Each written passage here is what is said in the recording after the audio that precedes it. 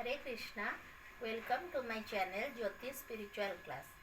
हम अपने पहले गीता के एपिसोड में बताए थे कि अर्जुन जी विषाद योग में हैं और भगवान जी से प्रश्न करते हैं कि हे भगवान, मुझे अपने परिजनों से युद्ध करने की क्या आवश्यकता है।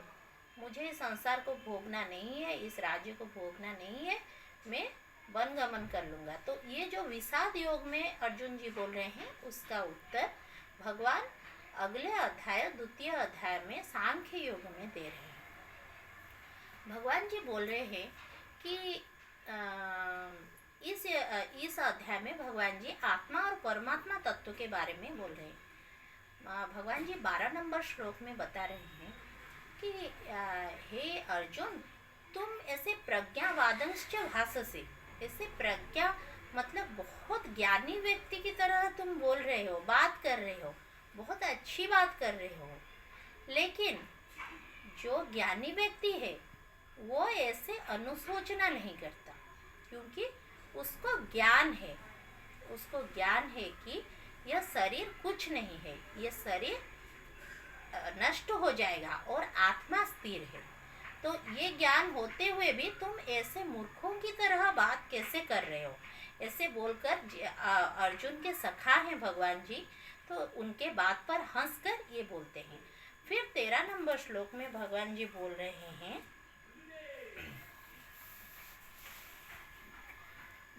देहिनोऽस्मिन् यथा देहे कौमारं यौवनं जरा तथा देहांतर प्राप्तिर धीरस्तत्र न मुह्यति। इस श्लोक में भगवान जी बता रहे हैं कि इस शरीर में कौमार अवस्था आता है, यौवन अवस्था आता है, जरा अवस्था आता है, फिर इस शरीर मृत्यु को प्राप्त होता है। मतलब पहले एक शिशु का शरीर होता है, फिर शिशु के शरीर से कुमार का शरीर प्राप्त होता है, फिर यौवन का शरीर प्राप्त होता है, फिर वृद्ध अवस्था का शरीर प्राप्त होता है। लेकिन स्थिर क्या रहता है? आत्मा स्थिर रहती है। बदलता क्या है? शरीर बदलता है। आप सब लोग सोचिए कि आपके जो बच्चा, जब आप 2-3 साल के थे, 5 साल के थे, उस समय में आपके शरीर जो था, आज क्या वो शरीर है? आपके बचपन मतलब शरीर बदल रहा है। आप ये सब नहीं जान रहे हैं कि शरीर बदल रहा है, आप केवल अनुभव कर रहे हैं। आपकी आत्मा स्थिर है, आप उस समय जो थे अब वही हैं। आप जरा सोचिए, आप अपने बचपन में जो थे वही हैं, लेकिन क्या आपका शरीर वही है? और जब आप वृद्धावस्था को प्राप्त होंगे तब क्या आपका शरीर वही रहेगा? तो वही नहीं रहेगा, वो बदलेगा। तो स्थिर क्या है? आत्मा है। तो आत्मा हमारे शैशव अवस्था में भी स्थिर था, अब भी स्थिर है, भविष्य में भी स्थिर रहेगा। बदलता है केवल शरीर। उसी तरह शरीर जब मृत्यु को प्राप्त होता है तो यह आत्मा एक शरीर से और एक शरीर में चला जाता है। यही बात भगवान जी समझा रहे हैं।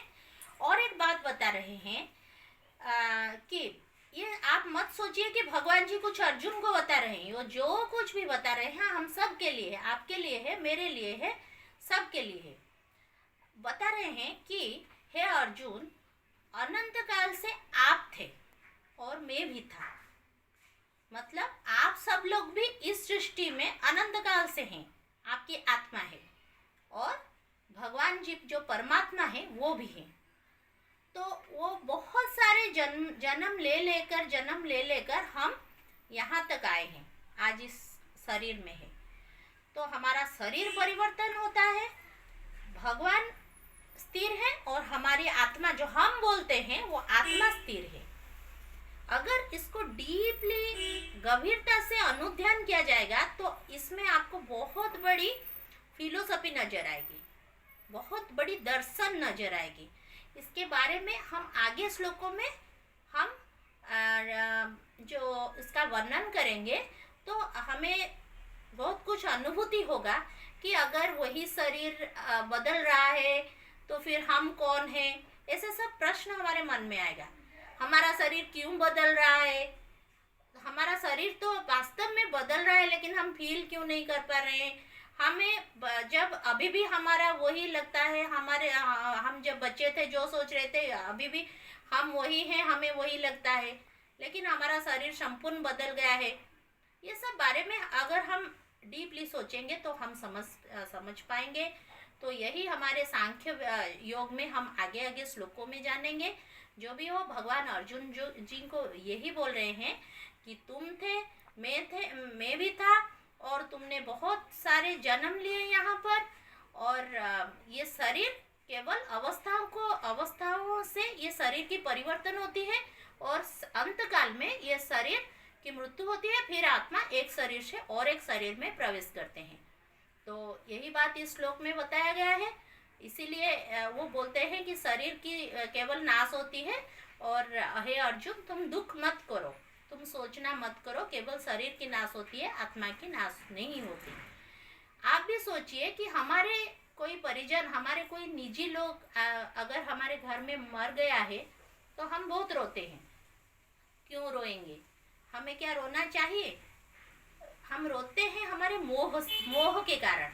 लेकिन आपके लिए मेरा एक प्रश्न है, आप इसका उत्तर मुझे कमेंट में दीजिएगा कि हम अगर हमारा वो निजी हमारा कोई मर जाता है, तो जिसको हम सोच रहे थे हमारा जो निज जन है, अपना जन है, अपना लोग है, वो जो मर गया है, वो तो वहीं पर वो पड़ा है, उसका वही हाथ है, वही पैर है, वही शरीर है, लेकिन उसको क्यों हम लेके स्मशान में उसका दाह करते हैं?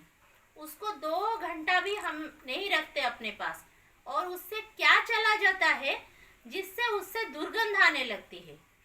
तो जो चला जाता है वो क्या है, और उसके बारे में क्या हम सोचते हैं?